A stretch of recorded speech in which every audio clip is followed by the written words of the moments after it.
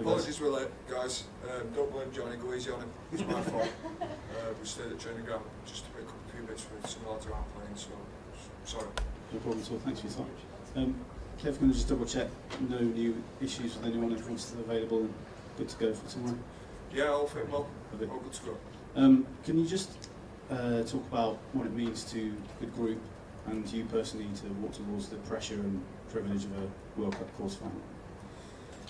Well, first of all, I think it's a real honour to wear the badge. I mentioned this right at the start about how proud the players are, and I saw that firsthand, so we've come a long way. It's been a challenge, as you know, the last 9 or 10 months, so to find ourselves in such a big game against a great opposition in a stunning venue is pretty special, so we look forward to it. I think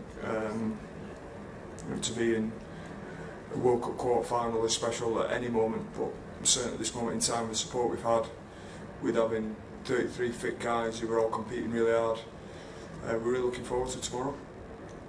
With everything that goes into getting individuals and a group to this place, all the hard work that goes in over the years and everything, sacrifices personal, collective, how's the best way to kind of sum all that up in your mind in terms of mental preparation? Do you have to keep it there a little bit, or do you have to almost put it aside to be able to produce the clinical performance you need in the next level? I think everybody's different. I think for me it's important to understand and remember why you're here, a new year for, and then try and channel that and use it in the right way. Obviously I'm not playing, but the influence and the support we can provide to the players is really, really important. We want them to bring the best of themselves, and we back them and believe in them to go and do the best, and they trained really, really well this week. I think the group stages have prepared us in a whole host of different ways, but one where, yeah, like I said, we're pretty excited about tomorrow, we're looking forward to it, and we've got a great deal of confidence in the group that have been selected to go and do the job. If it's not too personal, who are you here for? Who's your motivation for this? Don't worry if it is too. No, it's not. It's family. I think it'd be with most, but also my good mate Rob is probably part of why I'm here.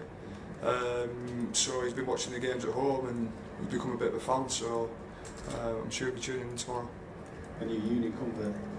Yeah, he is. Yeah. Have you talked to him much or his family throughout the process, and what's he been saying to you? Does he give you advice? Do you get advice from him? No. To be honest, he's been to that many different award dinners this last couple of weeks. It's hard trying to keep track. He was on holiday the weekend before, so just general stuff. But he's been following the games, and he's been enjoying it. He'd made a great scrum half, by the way. Johnny, a lot of the guys, you spoke about this being, being clear about sort of bonus time with England for you for this tournament. A game like this is such a massive opportunity. It's why you're here, isn't it? I mean, does that really sort of kind of get the juices flowing in the right way the closer you get to the game? Yeah, of course it does. I mean, for me, I'll try my best. Like Kev said, everybody's going to approach this game a bit differently. For me, very much just another day at the office. I'd be preparing to be the best I could be, whether I was playing for Gloucester, for England, any game I was going to play. However, you can't help but notice or absorb or be overwhelmed by the occasion and what it's going to be, and that will build from now really towards the game. And with that comes, like Kev says, the emotions, the journey you've been on, who you're here for, and that's just there for me. I don't need to go chasing that.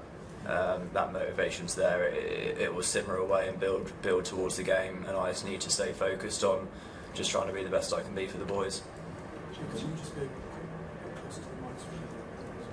Me as well, sorry. I feel strange with a mic when I know you can all hear me. But if it's for those guys, we'll sit a bit closer, sorry. And kind of just for both of you, that's all right, we'll just talk a little bit about Marcus Smith and his clear qualities at 15. You talked before about having a conversation about trying in there, but it's obviously gone very, very well, and you must both be very excited about him bringing everything he can to this match on Sunday? Me first. No, we're blessed, aren't we? To have obviously Fred, a young player, one of the best fullbacks in the world, and now Marcus, completely different type of player, but in his own right, has been brilliant when he's come on at fullback, and he deserves the opportunity. It's not about who's better than who or who's better than that. It's about Steve picking the person he thinks is best to get the job done, and he backs Marcus this week, and so does everybody we've got behind him. And personally, I'm excited for him. I think he deserves the chance. I'm excited to play with him as well because of the skills and abilities he has. So yeah, great opportunity for us all. Yeah, just to echo Johnny's comments, I think we are extremely blessed in some positions, and we think we've got 3 fantastic 10s, and how we best utilise them has meant we've looked at marks in a different ways, you know. Freddie's a world-class fullback, and Steve has picked the team that he thought would give us the best chance of winning this week. Johnny's right, it's not about who's the best, but it's about who gives us the best chance of winning tomorrow. And Marcus has been incredible in all the time we've been in camp. It's been a long slog. I think about 18 weeks now we've been together. So, and Fred has too. But like I said, how we think the game will play out this weekend, and in particular what we've gone after internally, has meant the selection has gone this way. Johnny, there's a huge amount at stake tomorrow. What's your sense of how ready the players are for this moment? No, we're as ready as we're where we are now. So we're as ready as we can be. We've had a good week's prep. In terms of how this week's gone, we've had that extra day after, so we've had an 8-day prep. Yesterday we haven't had to travel. So personally, I've just got lost in the preparation for this week. Really, after this, I'll probably go back to my room and chill a little bit, and then I'll be like, oh wow, it's game tomorrow. But we've had a very good week's training, and like I said, the process has been pretty similar to how any other week would have gone. What can we take from Samoa? How can we get better? How can we take a step forward individually and across the team? And then, like I said just a minute ago, the feeling among the team is going to grow now, because of course simmering in the background is what a huge occasion it's going to be, and a massive game for many reasons. And Kev, Jamie George was talking earlier in the week about how you played some clips from the Fiji game and also played some clips of some of the good stuff you've done in the group stage. How useful an exercise was that to show the team how far they've come since August? Hopefully Jamie answered that. I think I'm just trying to do my job and prepare the players the best I can. I think most coaches around the world, whether that be in rugby or in any sport, will try and find ways to influence and get a response from the players in a positive way, and that game was important for us. I think 7 weeks ago now, and we've adjusted and we've tweaked some bits, but it'll always be about the players. It's always been about the players, it always will be, and our role as coach is to support and help and try and put them in the best possible place to go and do a great job tomorrow evening. And I've loved working with them. They've been an outstanding group. It has been a challenge, but it should be. That's what sport's about. And whether it was showing clips of Fiji, I don't think that's unique to us. I think each team are looking to learn as quickly as possible, and when you've had a difficult result and a poor performance, then you try and pick the bones and learn the lessons very, very quickly. And I think it's important to realise where we've been and where we're heading. And as I said after the game last weekend, we have to improve, we have to be better. We know that Fiji will come with a whole host of different threats, but we look forward, and it's a great test match for us. Okay. Yeah, I remember after the defeat in August against Fiji, you were not very happy. Your team met few problems in defense, missed lots of tackles. It was a little bit the same scenario against the Samoa. Does it mean it's more difficult for a European team to defend against this kind of players who attack from everywhere on the pitch? Yeah, I understand why you make the similarity. We saw those games differently to how you've just reviewed that. I'd say Fiji caused us a lot more problems than Samoa did. I think Samoa's prep going in, they talked about it being the World Cup final. However, it couldn't have been our World Cup final because we're trying to prepare the players for hopefully another 3 weeks to come. So what we did in training was very different to how we prepare the players for a World Cup final. So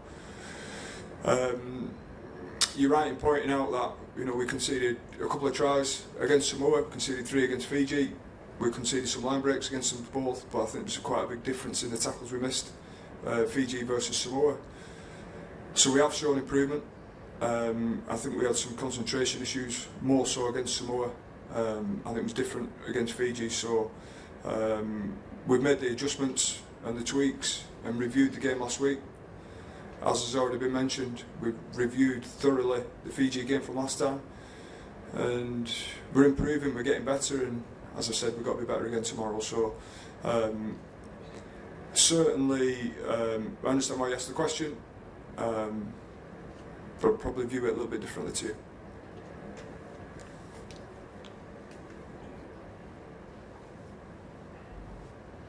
Kev, are there any, sorry it's an obvious question, are there any demons left over from that Fiji defeat? Not from me. Not from me. I think it was an important game for us. It came at a time when we were on the eve of travelling to France. Selection had already taken place, but you probably understand as well, if you understand humans and how they operate, as much as you want them to go after something, when they're that close to heading out to a World Cup, you probably understand why the performance was what it was. However, it wasn't good enough. The players would probably be able to answer that better than I can.